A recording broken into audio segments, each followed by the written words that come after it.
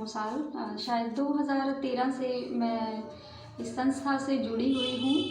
तो कोई एक ऐसी आत्मा थी जो मुझे यहाँ लेके आई।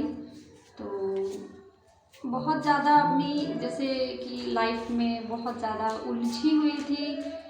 ऐसे उलझनों से बहुत ज़्यादा ऐसे डिस्टर्ब हो गई थी कि मुझे खुद पता नहीं था कि मैं किस तरफ जाऊँ। मतलब मन से ऐसे था कि कोई दिशा ही नहीं मिल रही ज़िंदगी को। तो बहुत चीज़ें कर ली थी भक्ति मार्ग में, बहुत जैसे ग्रंथ पढ़े, बहुत सारी किताबें पढ़ी भक्ति मार्ग की, बहुत सारे व्रत किए, उपवास किए और मंत्र जाप किए और बहुत से ऐसे भक्ति मार्ग के कर्मकांड किए, तीर्थ यात्राएं भी की। लेकिन एक तरफ तो इस चीज़ को भी मैं बहुत मेरी तेज़ हो गई थी यहाँ आने से पहले। और एक तरफ जो घर में रहते हुए दुख हमारे थे जो वो भी इतनी मतलब कह लो कि बहुत बहुत बढ़ गए। जैसे जैसे भक्ति मार्ग तेज हो गया, एक तरफ मेरे दुख भी तेज हो गए। तो मुझे इतना बहुत दुखी हो गई थी मैं कि कुछ भी नहीं मिल रहा, कहाँ जाऊँ, कैसे क्या करूँ, कुछ नहीं। लेकिन एक ऐसी आत्मा जो मुझे यहाँ लेके आई, चलो उसके लिए उनका भी धन्यवाद करते हैं। तो यहाँ आने के बाद जैसे पता चला, यहाँ पे आए तो दीदी से मिले, ऐसे आत्मा से मिले जिन्हों मतलब स्वयं जैसे भगवान से मिले। मुझे आज भी ऐसा लगता है कि जैसे कई लोग कहते हैं कि ब्रह्मा कुमारी आश्रम में हम आए, मुझे सिस्टर शिवानी की वजह से हम यहाँ आए, कोई कहते हैं कि भाई सूरज भाई जी की वजह से आए। लेकिन नहीं, मैं सोचती हूँ अगर ये आत्माओं को मैं ज्ञान सुन भी लेती ना तो भी नहीं आती, मुझे भगवान ही यहाँ लेके आए। मेरे दुख इतनी ज़िंदगी में बढ़ गए थे ना। तो जैसे मैं आश्रम में आई तो मुझे एक दीदी ने बोला क्या हुआ, तो मैंने अपना सारा कुछ बताया कि ऐसा ऐसा घर में होता है। तो उन्होंने मुझे ऐसा लगा शायद ही कोई और कभी किसी ने ऐसा नहीं समझाया कि आपने ऐसा करना, घर जाकर आपने इस समस्या का हल ऐसे करना है, इस समस्या का हल ऐसे करना। तो मैंने वैसे ही किया। तो जैसे लड़ाई झगड़ा होता है, हम दूसरे को कहते हैं कि ये तुम ही मेरी लड़ाई की वो वजह तुम हो, तुम ही मेरे दुखों का कारण हो। कि हर वजह हम ब्लेम करते हैं हर एक चीज़ के लिए कि तुम ही हो। कभी कहते हैं तुम हो, कभी कहते हो तुम हो, लेकिन नहीं, हमें यहाँ पे ऐसा सिखाया गया कि नहीं, हम स्वयं ही सब कुछ हम स्वयं ही करते हैं, हमें ही बदलना है, हमें किसी को भी नहीं बदलना।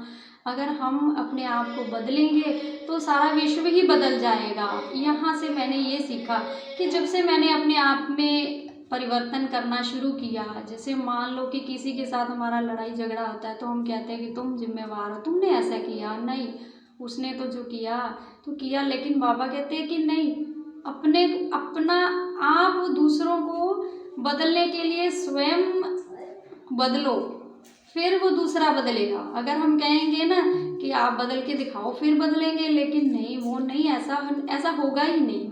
तो मेरे ऐसे बहुत सारे अनुभव हैं इस ज्ञान में आने के बाद कि जब मैंने ये ज्ञान लिया तो इस ज्ञान को फॉलो किया। बहुत सारी ऐसी चीज़ें हैं जैसे कि यहाँ ज्ञान में आने के बाद बहुत हमने रहन सहन का, खान पान का तरीका जो उसको चेंज किया। कि हमें लगता था कि नहीं ये सही है, लेकिन नहीं, जब इस ज्ञान में आए तब पता चला कि हमें इस तरीके से रहना है। सुबह से लेकर शाम तक हमारी दिनचर्या जो यहाँ आके सेट हुई, क्या खाना, कैसा पहनना है, कैसे उठना है, कैसे सोना है, कैसे बोलना है, कैसे व्यवहार करना है, कैसे हम जैसे दुनिया तो पहले से ही दुखी है, तो हम अगर उनके साथ फिर वैसे ही व्यवहार करेंगे तो वो फिर हमें वैसा ही फिर हमें जवाब मिलेगा। लेकिन अगर हम उनके साथ, जैसे कि आज सारी दुनिया के पास क्या है, शांति नहीं है, प्रेम नहीं है, अगर हम उनको प्रेम शांति देंगे तो दोबारा तो फिर हमें ही वो मिलने वाली है। तो ऐसे मैं आपको एक अनुभव सुनाती हूँ कि जैसे बाबा के ज्ञान में हम आए तो हमें बहुत जैसे पहले से ही हमें भगवान को पाने की बहुत इच्छा थी कि वो कौन सी ऐसी शक्ति है जो कहते हैं कि सभी कहते हैं कि ब्रह्मा विष्णु शंकर से भी ऊपर कोई एक शक्ति है, वो कौन सी है। वो मेरे दिल में ऐसा रहता था, उसको देख इसको कैसी होगी, वो देखने में कैसी होगी। मैं सोचती रहती थी वो कौन होगा, वो लड़की होगा या फीमेल होगा या मेल होगा, तो मेरे दिमाग में ऐसे ही रहता था। लेकिन वो तो एक ऐसी शक्ति है, तो उसको तो बस हम देखेंगे ना, तो फिर यहाँ आएंगे ना, फिर पता लगेगा भाई कौन है वो तो एक जैसे कहते हैं ना, वो गुप्त राज है, उसको तो फिर जानना पड़ेगा। तो फिर यहाँ आए तो मैंने सूरज भाई जी से मिले, कहीं मुझे मिल गए वो किसी क्लास में यहीं। तो मैंने उनसे सवाल किया कि मेरा दिल बहुत है इस ज्ञान को समझने के लिए, योग करने के लिए, लेकिन मुझसे ये हो नहीं पाता। तो फिर उन्होंने कहा कि आप ना एक ऐसा करो, सम्मान लिखो आप। मेरे को उन्होंने देखते ही कहा कि आपने ना 108 बार सुबह और 108 बारी शाम को मैं मास्टर सर्वशक्तिवान आत्मा हूँ, इस सम्मान का अभ्यास करना है। तो ये बात तो मेरी बुद्धि में बैठ गई। तो मैंने सुबह शाम ये लिखना शुरू कर दिया। तो लेट भी हो जाती थी तो मैं लिखती जरूर थी। 2 महीने तक मैंने ये किया। तो 2 महीने तक जो मैं किया ना, तो जो मेरे घर में सबसे पहले, हमारे घर में बहुत यानी कि हस्बैंड वाइफ में और भी जो हमारे फैमिली मेम्बर्स थे, उनमें बहुत ज़्यादा लड़ाई झगड़ा रहता था। तो वो तो 15 दिन के बाद वो सारा शांत हो गया। तो मैंने ऐसे लिखते लिखते मेरे पास कोई आए, कहने लगे कि आप जब से ये लिख रहे हो तब से कुछ आपके घर में शांति नहीं हो गई है। तो फिर मैंने सोचा हाँ ये तो बात सही है, हमारा घर में तो शांति हो गई है। तो उसके बाद बहुत ऐसे हमारे और भी घर में जैसे चेंज आए। मेरा खुद का जो स्वभाव था वो बहुत ज़्यादा गुस्से वाला हो गया था, क्योंकि मैं बहुत शांत रहती थी, लेकिन नहीं, जैसे परिस्थितियाँ आई बहुत गुस्सा आने लगा। उसकी वजह से सम्मान लिखने की वजह से, हालांकि मुझे ये पता ही नहीं था कि उसका मंथन करना है, उसको कैसे फील करना है, लेकिन फील नहीं करती थी, ऐसे ही जैसे भाई जी ने बता दिया तो बस रट लगा दी। तो उसकी वजह से मेरे घर में मेरे हस्बैंड को, युगल को बहुत गुस्सा आता था, इतना गुस्सा आता था कि पूछो मत। वो भी शांत हो गए और भी मेंबर से जो हमारे घर में शांति की जैसे वाइब्रेशंस आ गई। और फिर मुझे धीरे धीरे ऐसे अब जैसे मैंने मतलब कि बाबा ने मुझसे ये जो सम्मान है वो उसकी प्रैक्टिस अब 30,000 से ऊपर हो गई है, यानी कि काफ़ी 30,000 से ऊपर ही जा रहा है इस चीज़ का, सम्मान का जो प्रैक्टिस है। लेकिन जब मैंने इस 30,000 को लिखा ना, उसके दौरान बहुत कुछ मुझे मिला। मुझे स्थूल में भी बहुत चीज़ें मिली और मुझे बाबा के ज्ञान की भी बहुत ज़्यादा अनुभूतियाँ हुई हैं इसमें। यानी अब तो जैसे ऐसा है कि मैं बाबा को कभी भी बुलाऊँ ना कि बाबा आप आ जाओ, मुझे ये प्रॉब्लम है, या बाबा आप भोग लगाओ, तो मुझे हर पल ऐसा लगता है कि बाबा मेरे साथ है और वो मेरी हर बात सुनते हैं। और इसका ये नहीं कि मैं सब मान लिखती हूँ, हाँ उसकी वजह से भी ये सब कुछ है, लेकिन अपने मन को जैसे पवित्र रखना, दूसरों के लिए शुद्ध रखना, जैसे बाबा कहते हैं कि सच्चाई और सच्चे दिल पर साहेब राजी, उस दिल को साफ रखा। जैसे बाबा ने ऐसे सब कुछ कराया कि मुरलियों के द्वारा मुझे बाबा ने समझाया कि इस जगह पर आपने शांत रहना, पवित्र भी रहना, दूसरों के प्रति शुभ भावनाएं रखनी है। तो उसकी वजह से ये सम्मान का ऐसा चमत्कार मेरी ज़िंदगी में हुआ कि बहुत सारे ऐसे अनुभव हैं कि जैसे मैं अभी लिखने बैठूँ ना तो मेरी पूरी कॉपी भर जाए कि इतने इस सम्मान से मुझे बहुत कुछ मिला। आप कुछ भी लेना चाहो ना इस सम्मान से, दिन रात आपको प्राप्तियाँ होंगी। और फिर मेरा एक बाबा का और एक अनुभव है कि फिर हमारा मधुबन का जाना हुआ, जैसे 2014 या 15 में फिर हम मधुबन में गए। तो वहाँ भी मुझे ऐसा लगा कि जैसे ये मेरा घर है, और बहुत शांति मिली वहाँ जाकर। और ऐसे बहुत सारे अनुभव हुए, जैसे कि मैंने बताया कि यहाँ से मैंने जैसे प्रैक्टिस करती रहती थी स्वमानों की, तो बाबा अनुभूतियाँ करवाते ही रहते थे। कभी बाबा के कमरे में बाबा की अनुभूति, कुछ भी बोलते थे ना वहाँ पे जाके एकदम से पूरा हो जाता था। और योग में भी बाबा मुझे ये अब ये पता नहीं चलता, योग में ये मुझे ये अनुभूति चाहिए, तो उसी प्रकार की जैसे हमें अनुभूति होती थी। मधुबन तो ऐसी धरनी है कि वहाँ तो बहुत, वहाँ पर तो स्वयं भगवान ही हैं। अगर आपके पास कभी भी मौका है तो ज़रूर वहाँ पे जाइए और भगवान को मिलिए। वो हमसे मिलने आए हैं, हमें ले जाने के लिए आए हैं। वो सतयुगी सृष्टि को स्थापन कर रहे हैं, तो ज़रूर मधुबन जाइए। और जैसे कि मैं आपको बता रही थी कि मेरा एक अनुभव था कि जब भी मैं बाबा को, किसी आत्मा ने मुझे बताया कि आप ना कि बाबा का भोग लगाया करो, तो मैंने भोग भी लगाना शुरू किया बाबा का। जैसे कभी कभी मेरा रूटीन था कि साल 1.5 साल तो मैं 3 बजे उठकर और एकदम 3 बजे यानी कि अमृत वेला वीरवार को, गुरुवार को 3 बजे मैं भोग लगाती थी। तो उसी 3 बजे जब मैं अमृत वेला भोग लगाती थी ना, तो बाबा मुझे अलग अलग तरह के अनुभव कराते थे। तो जैसे बाबा ने मैंने कहा ना कि बाबा आ जाओ, तो बाबा का एक गीत लगाती थी, आनंद के प्रदाता। लेकिन मुझे पता नहीं था कि वो जो मैं एक सॉन्ग लगाती हूँ तो उसके बाद बाबा स्वयं आ भी जाते हैं। तो मैंने एक बार क्या किया, बाबा का भोग लगाने के लिए ऐसे फ्रूट्स वगैरह रखे और बैठ गई। तो मैंने ये सॉन्ग लगा दिया, आनंद के प्रदाता। तो मुझे नहीं पता, तो फिर मैंने एक और गाना लगा दिया, एक और लगा दिया, ऐसे ही जैसे मेरा मन था कि मैं और सुनूं। लेकिन मेरे अंदर एक आवाज़ आई कि मैं तो अभी आ गया हूँ, अब मेरे को भोग तो लगा दे। तो फिर अच्छा, मैंने कहा ठीक है बाबा, फिर तो अगर आप इसी सॉन्ग पे आ जाते हो। उसके बाद फिर मैंने बाबा की कमेंट्री चलाई और फिर बाबा को भोग लगाया। और फिर बाबा ने, ऐसा मुझे अनुभव होता था कि हाँ बाबा ने भोग को स्वीकार कर लिया है।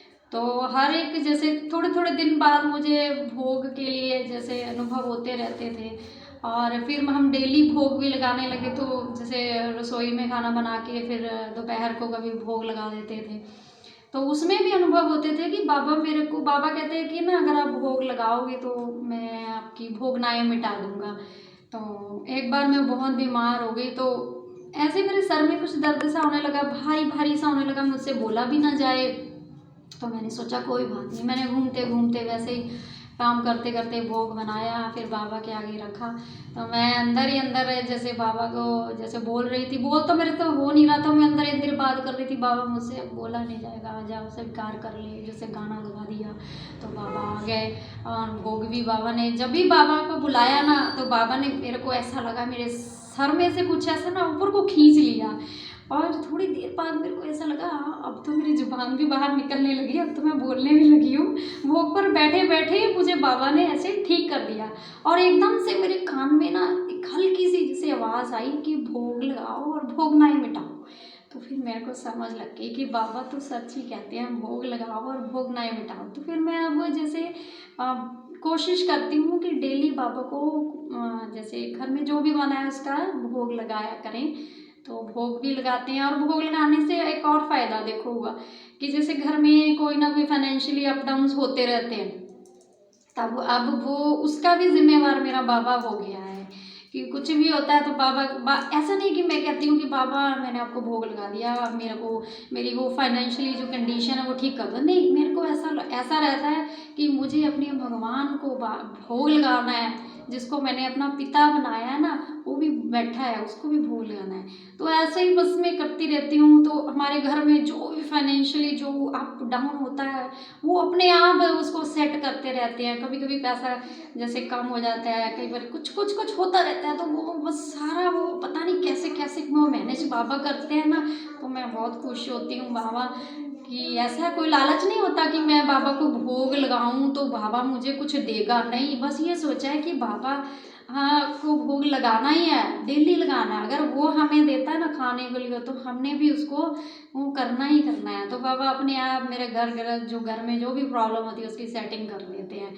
तो एक और बाबा का एक अनुभव मेरा और भी है कि जैसे लॉकडाउन शुरू हुआ, तो लॉकडाउन के पहले मुझे नहीं पता था कि लॉकडाउन के बाद क्या होने वाला है। तो ये भी नहीं पता था कि लॉकडाउन अब होगा तो कितने दिन होगा, कितने महीने होगा, इसका क्या है चीज़ क्या। लेकिन नहीं, बाबा मेरा पहले से ना, मैं थोड़ी सी बीमार हो गई लॉकडाउन के पहले। तो मेरे हस्बैंड कहते हैं कि तुम ना फगवाड़ा चली जाओ, तुम वहाँ पे ठीक हो जाओगी। मैंने कहा ठीक है, मैं चली जाती हूँ। तो उन्होंने मेरा सामान समून ऐसे मैंने अपनी बेटी को भी ले लिया, बड़ी को भी, छोटी को भी, और लेके तो मैं बस, स्कूटी मेरे से चलाई नहीं जाती, तो जाती थी, को मैं बीमार ज़्यादा हो गई तो बस में मेरे को बिठा दिया।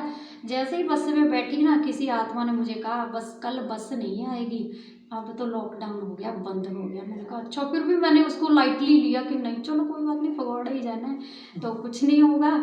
तो जब मुझे पता चला कि ऐसी सीरियस कंडीशन हो गई है, अब तो ये लॉकडाउन इतने महीने, फिर इतने महीने नहीं खुलेगा, तो मैंने कहा फिर ऐसा नहीं है कि मुझे ये बाबा को मालूम था कि इस बच्ची को सेफ जगह पर लेके जाना है, जहाँ पे अब ये रह रही है ना, वहाँ पे बहुत कुछ पीछे अप डाउन होने वाला था, जहाँ पे उनका ये गुजारा नहीं होने वाला था। तो वो मैंने फगवाड़ा आ गई मैं अपनी माता जी के घर।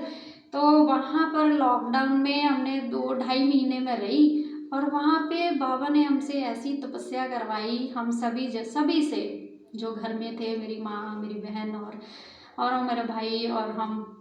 ऐसा लगता था कि हमारा घर जैसे मंदिर बन गया है। हमें बाहर का कुछ भी नहीं पता था, जैसे कि हम कुछ ऐसे गहन, जैसे कोई अंदर भट्टी जल रही है, बाहर हमको कुछ मालूम ही नहीं था कि लॉकडाउन में क्या होने वाला है, क्या हो रहा है।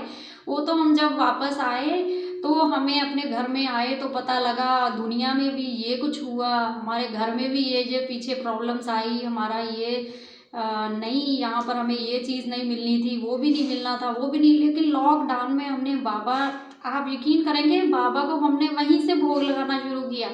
जैसे जैसे हम बाबा को भोग लगाते थे ना, बाबा तो हमें ऐसा ऐसा अनुभव कराते थे ना भोग में भी, कि इतनी अच्छे जो पहले से ही हमारे घर में जैसे चीज़ें पड़ी हुई थी, राशन वगैरह, ऐसा भोग बाबा हमको पता नहीं कहाँ से थॉट देते थे, इतना अच्छे बाबा के व्यंजन बना के हमने पहले बाबा को भोग लगाना, फिर हमने खाना। और हमें पता ही नहीं लगता था कि हम इतना अच्छा भोजन बनाते हैं बाबा। और हमें इतने लॉकडाउन में इतनी दुनिया, इतनी दुख तकलीफ़ों में, जहाँ पे राशन दिया जा रहा था लोगों को, इतनी तकलीफ़ें आई, लेकिन बाबा ने हमें इतने अच्छे व्यंजन खिलाए और बहुत अच्छा अनुभव कराया। हमने बाबा का खूब पुरुषार्थ किया। लॉकडाउन में ऐसा लगता था कि हमारा घर तो ऐसे जैसे कोई पावर हाउस बन गया है। और देखो, जहाँ पे हम किसी को, हमारा ऐसे घर में ऐसी स्थिति थी कि हम किसी को, हमारा घर एकदम मतलब ठीक ठाक चलता था कि हम किसी को दान पुण्य नहीं कर सकते थे इतनी हमारे में गुंजाइश नहीं थी। लेकिन लॉकडाउन में हमने बाबा ने हमसे इतना दान करवाया कि हमारे जो बाहर में ब्रदर रहते हैं, उन्होंने बहुत सारी चलो धनराशि भेजी कि आप इनको गरीबों को बहुत सारे इनको वो जो बना के पैकेट राहत की सामग्री, तो आप इनको वो करो। तो बाबा ने वो भी हमसे करवाया, वो भी शायद 50-60 हज़ार रुपये का वो हमने सारे पैकेट बना के सभी को ऐसे दिए। तो बाबा ने हमें बहुत बहुत कुछ दिया। तो फिर मैं एक और अनुभव है कि बाबा का आवाहन जैसे बहुत हमें करना चाहिए। जैसे कि पहले हम बाबा का आवाहन नहीं करते थे, जो भी काम करना तो बस झट से ऐसे करने लग जाना। लेकिन जब से हम बाबा का आवाहन करने लगे कि पहले बाबा को बुलाना, फिर उसके बाद कोई कार्य करना, जैसे हम लगातार ही करने लगे। ये भी लॉकडाउन से हमने शुरू किया कि बाबा को बुलाना, पहले गीत द्वारा, जैसे गीत ही ऐसा वो हमने सिलेक्ट कर लिया कि बाबा आ जाते थे। तो बार बार हमने बाबा का कभी खाने पर आवाहन करना, कभी कहीं जाना, या कभी कोई ज़रूरी काम होता बाबा से बात करनी, तब ऐसे। तो एक बार ना कोई आत्मा ऐसे, कोई मेरे को नहीं मालूम, मेरे मुख से अपने आप बाबा का वाहन निकले जाए। तो मैंने कहा कि मेरे को ऐसे नहीं पता चला, मैंने कहा आज पता नहीं क्या मेरे मुख से ना अपने आप आवाहन निकली जा रहा है बाबा का, जैसे कि आनंद के प्रदाता, हे स्नेह शक्ति दाता। तो मैं ऐसे करने लगी, मैंने कहा पता नहीं आज क्या हो गया। तो मुझे नहीं पता कि कुछ होने वाला है, लेकिन बाबा मेरे को कर रहा था कि कुछ होने वाला है। तो मैंने कहा पता नहीं, चलो मैंने ये भी नहीं कैसे किया कि कुछ होने वाला है, मैंने वाहन वो करने लगी किया। बाद मतलब कि इतना वो लड़ाई झगड़ा शुरू हो गया, तो मैं तो एकदम चुप रही। मैंने कहा नहीं नहीं नहीं, बोलना नहीं बोलना नहीं नहीं बोलना। तो एकदम से वो आत्मा तो शांत हो गई, सारी चीज़ें ठीक हो गई। एक बार फिर से ऐसे एक फ़ोन बजा और तो पहले से फिर से वो वाहन मेरे मुख से निकलने लगा। तो मैंने कहा भाई आज भी कुछ गड़बड़ हो गई, होने वाली है। तो फिर मैंने सोचा बाबा की फ़ोटो की तरफ मैं देखने लगी, कमरे में फ़ोटो लगी है। तो उसका फ़ोन आया, मैंने कहा मैं नहीं उठाऊंगी, आप उठाओ। मैंने अपने हस्बैंड को कहा, उन्होंने उठाया फ़ोन।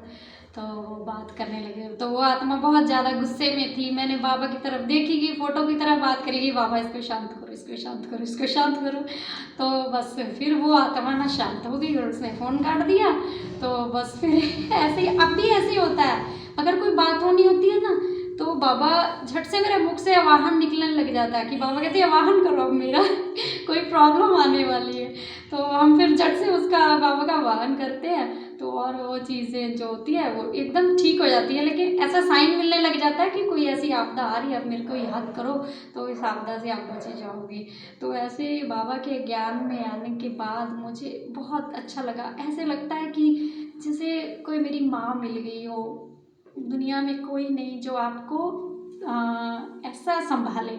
लेकिन भगवान ऐसा है जो आपको संभालता है, वो आपकी माँ भी बनता है, भाभी बनता है। आप जिस रिश्ते से बुलाओ ना, वो उसी रिश्ते से आपको आपके पास भागा चला आता है। तो आज भी अगर हम इस कलयुगी सृष्टि में सेफ है ना, तो फिर वो बाबा ही है, बाबा ही है बस, और कोई नहीं। बाबा आप तो मेरी माँ हो। थैंक यू बाबा। ओम शांति।